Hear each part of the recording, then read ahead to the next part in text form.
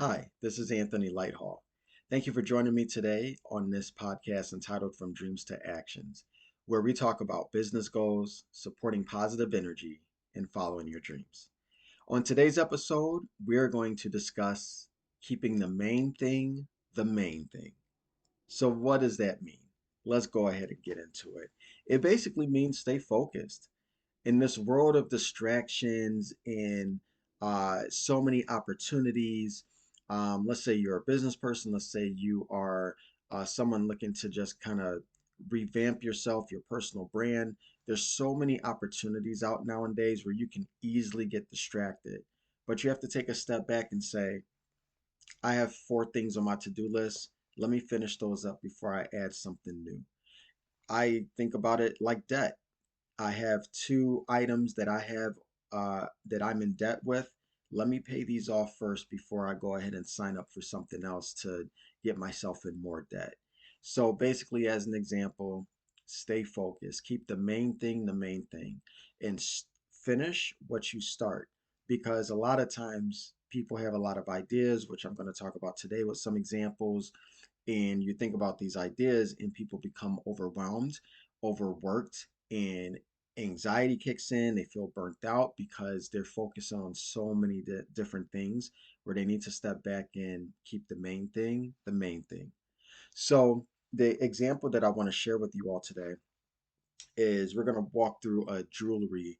I don't want to call it a store, but someone who sells jewelry, a jewelry entrepreneur, and they're trying to grow their business, and they have about five, different ideas that they want to do in order to expand and to grow their business, which will help. But we're going to go through each of them, and I'm going to explain how you can kind of get overwhelmed or how much time, resources, money is invested in each of these ideas. As I always say, an idea is an idea until you actually put it into action. Ideas are easy. Anybody can talk and say, "Oh, let's come up with this," or "I have an idea for this." But until you actually do it, then you say, "Ah, that idea took 3 months. That idea took almost a year."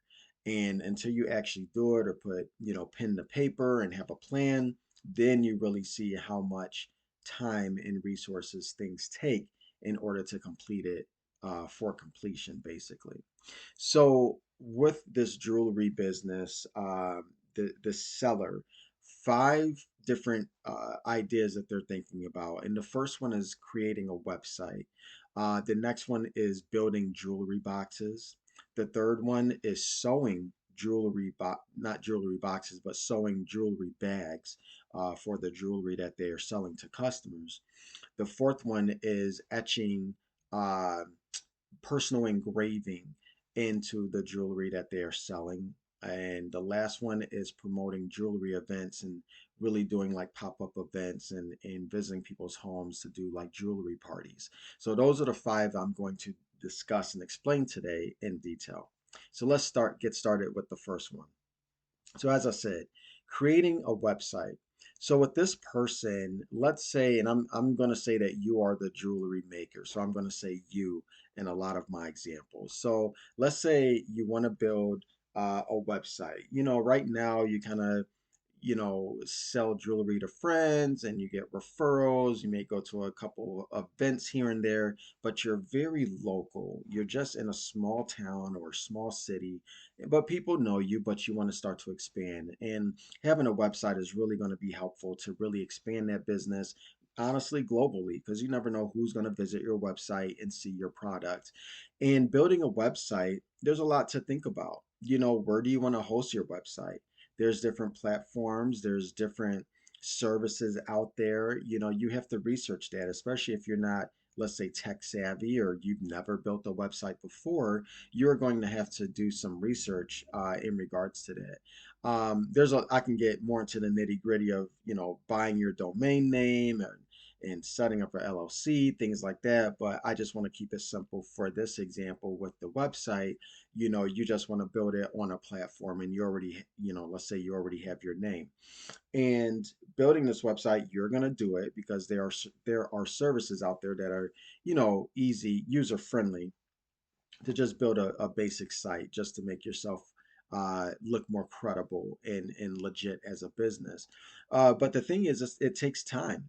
It takes time to learn, to research, to watch different videos, to maybe talk to the tech customer service and have them walk you through what type of website you want to build, incorporating your brand, colors, the way pictures are set up. It's everything with setting up a website, and this can take time. You don't want to rush through it because, in as you learned in my previous videos, your website is your brick and mortar, and so you have to have the vision of my website is my this is my storefront, this is my section in the mall. This is my kiosk. This is the place where people are going to be visiting me, and I really want it to look professional and also very welcoming and inviting. And so that just can take a little bit of time, just depending on your skill level. So that's number one, is just creating the website, and doing your due diligence and researching that, and also probably doing some benchmarking on other websites that are similar to yours, people that sell jewelry. You may want to take a couple tips from them and do some benchmarking that way as well. Okay. The second one is, as I mentioned, building jewelry boxes. So let's say you want to build these jewelry boxes out of wood. It's just a small enough box for rings, earrings, bracelets. So something small, but it's something that you want to add to your product line because it can also help you to sell and expand more of your business. And you want to make these jewelry boxes out of wood, but you're not really a carpenter or wood person, but you are a DIY, a do-it-yourself type of person. So you have the confidence to do it. So long story short, you go, you do some research online, and you go to the hardware store. You probably show the picture or some examples to someone on what you want to build, and get the right equipment, tools, and wood, etc. And you start practicing. And let's all face it, when you're new to something and you're practicing, something's foreign to you, you're going to mess up. Your first one's not going to be your greatest. It might be good, but you can do it better. And so, you continue on, and maybe you do, I don't know, three or four of them, and you finally got that prototype that you want to use. And so that prototype of that jewelry box, you say, okay, great. I can build this. It's efficient. It's sturdy. I've tested it. I've probably had people look at it and touch it and feel it, etc. And so that's what you're going to use. But the thing is, you had to practice. You had to practice making that jewelry box. And the thing is, it can become very frustrating, especially if you know that you are confident in building something or creating something, but you just have to take your time. And you have to take it one step at a time, and probably take breaks, or regroup and come back to it with a fresh mindset. And as an example, I'll take a pause here. Let's give an example of, what if you're trying to create a website on top of building a jewelry box? Two things that are foreign to you because you're really not that tech savvy and you've never built a website before. So now you have the technology side on top of more of the building of labor, hands-on building, that is new to you. And imagine if you had both of those going on simultaneously, you're gonna get frustrated. It's like, I wanna build this, and I wanna launch this by this date, and then I'm building this at the same time. I wanna launch this probably at the same time. You're gonna get overwhelmed, and you're gonna feel anxious, and probably not even finish either one of them. So I just wanted to pause here because these are two ideas that are great, that can definitely advance your business, your jewelry business, but you have to take it one step at a time because they are heavy lifts. So I just wanted to kind of mention that because I have three more to talk about, but just pausing at these two, you can already see how your plate can definitely be full. And we're not even talking about other obligations, responsibilities you have outside of your business. If you don't have a team, it's just you. So those are other factors you have to think about as well, because you can't really work on your business just 24/7. You got to eat and sleep and do other things. So I just wanted to kind of highlight that right now. But let's go ahead and continue on with the number three, which is the sewing of the jewelry bags. And this one is, I'm not going to say it's easier, but it's something that is not as new for you because growing up, you were around sewing with your aunts and your grandma, and they kind of taught you certain skills, and you actually have your own sewing machine that was gifted to you. So, you sewed before, but it's been a while, so you have to kind of dust that off and, get back in the groove of things and learn how to kind of put the thread through, etc. But you start sewing and you start working with different stitches and different fabrics, and again, you're thinking about your brand and the colors as you are building these jewelry bags for your customers.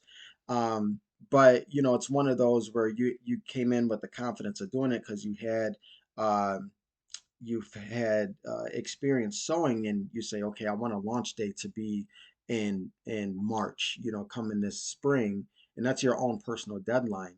But you're just playing around with certain things and learning, getting back in the groove, and you're figuring out, I'm not going to make it by March. I got to push this back to the summer. Let me take my time with this. So using that as an example too, where when you're able to focus on one thing at a time, you can kind of pivot that way.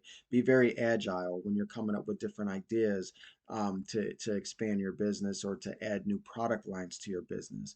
So that's another one, just making jewelry boxes and again, or jewelry bags, excuse me.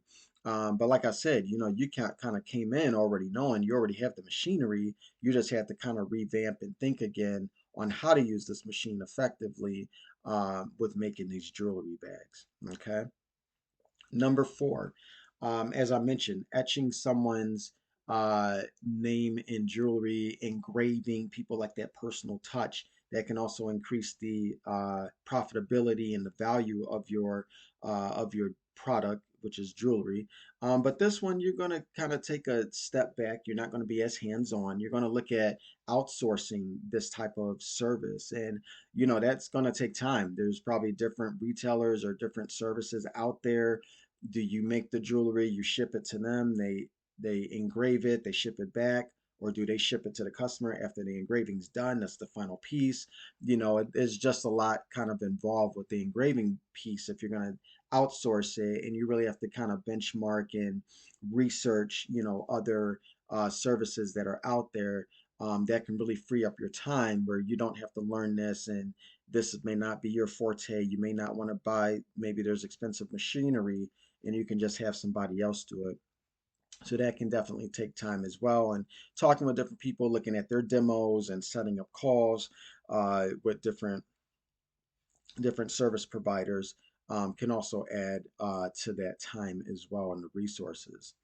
And then the last one is you want to start promoting yourself a little bit more. Like I said, you're from a small town, a small city, people are knowing you, but now you want to expand more into other larger cities or that next state over that's you're probably right on the border of, and hosting pop-up events. You attend different vendor events and pop-ups, but you want to start hosting your own and promoting those at people's homes. And so having jewelry parties, maybe starting off with friends and family, getting the word out. They get their friends involved, and the network just kind of builds from that. But that takes time. You really have to think about the planning, the logistics. What are you going to bring? What do people like? What don't people like? Should you bring refreshments? What's a nice bait out there, for someone to gravitate towards your jewelry? So those are certain things you have to think about when you're planning those events, how long you're going to have them, what days, what time are you available. It's a lot involved with that, so that can actually be a huge lift too. If you're planning that by yourself, you may need an assistant at one time, or a team, or someone to start these schedules for you, because it can start to get overwhelming.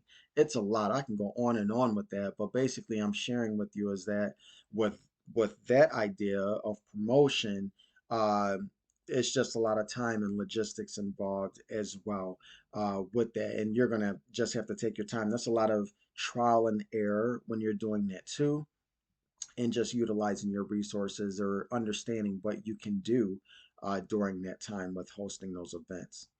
Okay. So again, just as a recap, I shared 5 different ideas that were excellent ideas to really expand that jewelry business to the next level, to really get more market share widen your range of the demographics in your market, but it all takes time and you have to focus on one thing at a time, because if not, you will become overwhelmed and it's going to get to the point where you're like, oh, forget it, I'm not seeing results. You're not giving yourself time to complete it or evaluate it or go back, fix things, relaunch it. That takes time. Yeah, businesses go through this all the time when they're introducing a new product, and so that's the same mindset you have to have as well for yourself with this jewelry business. And that's why I named this episode "Keep the Main Thing the Main Thing." Is basically the focus, is basically keeping you straight and narrow, and completing what you started and finishing that until the end. um, but then also, a lot of people, have a lot of great ideas, but definitely planning those out, writing those out, keeping yourself accountable, working on it an hour before bed, or waking up 30 minutes earlier just to work on something. That consistency is really going to help, and really going to help to minimize distractions. Because if you say, oh, forget it, I'm not seeing results, there's going to be something else that you're seeing online, or someone else that someone's doing, and it's going to distract you, and you're not going to want to continue. You're going to probably forget what you even started, and you're like, oh, let me go back to that. So that's why I wanted to share that with you all, in regards to this episode here. It's always great to grow your business, with different ideas. Some ideas aren't always going to work, but being able to say, I took that initiative, I took that risk. Sometimes you start an idea, or you start something and then it's not what you thought it was going to be, or maybe it failed, but it sparked a different idea, and you're like, oh, let's try this. And it's probably not as hard because you've already kind of did the groundwork, the heavy lifting part, I'll say. So having ideas for your business, it's always great. Continue to jot those down, have those ideas going, but make sure you allocate some time to focus on those ideas and to complete those ideas as well. But the most important thing is to definitely accomplish those goals and those initiatives and risks and challenges that you are looking to accomplish in your business. So I hope that this was helpful. I appreciate you all joining me today, and always remember to follow your dreams.